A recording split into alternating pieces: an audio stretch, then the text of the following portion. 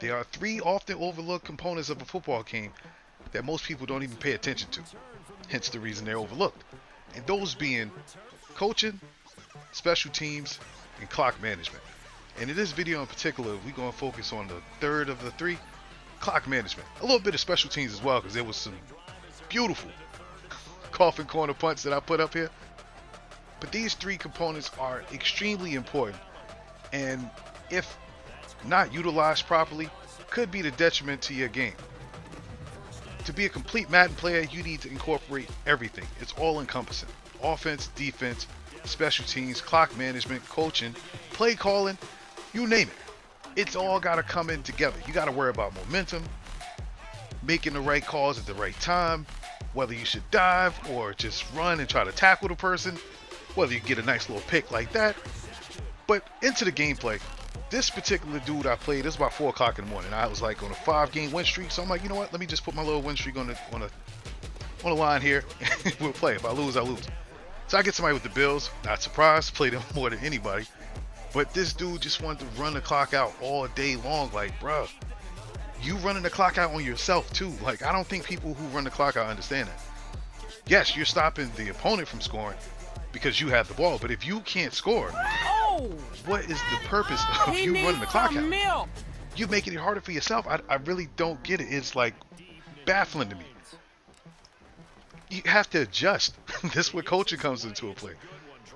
If your game plan isn't working, where you're running the clock out and you're not scoring either, bruh, reevaluate the game plan. I wanted him to break this tackle because I tried to make him fumble so bad. Didn't happen though. But that's all he was doing. Earlier, he went to the tight end on the right. That's why I covered him, and then he came across with the dig route from left to right with Diggs. Nice adjustment for him. Pretty much like maybe one of the only ones he's done. But I see that all he likes to do is run the ball, and now he's noticing he's not running the ball like he wants to. Well, he's not getting the yards he wants, so he's trying to do little quick passes to his tight ends. And Dawson Knox is fast, great tight end in the game. But once I know that this is your game plan, most people that run the ball can't pass. It's the reason they run all the damn time. But once I know this is your game plan, I'm shutting it down. So now I'm watching Dawson Knox every play. I'm on him. And if I'm not on him, I got somebody on him making it look like he's open. Like right there. He thought he was open. No, we got 2 on him. Should have been a pick, but my man Jimmy Ward gave us one earlier. He didn't want to get that one too. It's all good.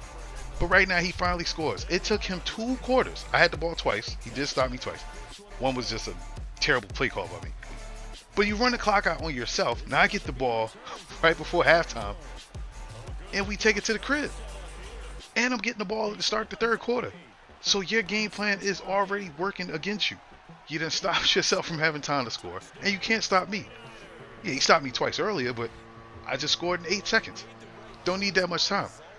And as you'll see on the next touchdown, didn't need that much time. This formation right here is in single back, excuse me. And I'm working on a scheme for it. I actually have it already completed. I just want to know if anyone actually wants to see it, because it's done. It's actually on YouTube. I just got to do some volume adjustment and change the song that's up there. But right now, I notice my offense is not making it. It's not doing what it needs to do. So, terrible play call right here. Bad coaching. Just horrific. I just surrendered the whole down. The whole possession. I'm like, you know what? I'll go back on defense. We cool. We can get turnovers. We can stop them. And we punting the ball like crazy. You know, so I'm happy with, my God, what a spin. Not happy with that. But I'm happy the way my defense is holding up. Because my offense ain't doing nothing. And it's not so much him. It's just bad play calling by me. Maybe it's a nice little stick skill for him right there. Maybe it's the fact that it was like 4 o'clock in the morning when we were playing. But my brain just wasn't working offensively. And I had to, you know, go to other components of the game. Clock management, defense, special team, coaching. Aspects of the game that are often overlooked, but like I said, to be a complete Madden player, you have to be all encompassing. You have to have all these attributes in one. And more. It's little intangibles. You know, just knowing your opponent. You have to know what type of routes they like to run. Like, I was right there, ready for it. George Odom just wasn't athletic enough to get there. Here we go. You pressing the receiver. Nah, you get cooked all day, fam. Don't press me. I don't know what's wrong with people. Why do you press outside receivers like that? You don't do that on streaks. I mean, he don't know I'm running the streak, but I was coming out in an actual run play. I seen he was pressing audible all day. I'm going up top, bro, because I already know you're not going to stick with no receiver. I don't care how fast the cornerback is. Again, he likes going to Dawson Knox. So I just overshot the doggone route.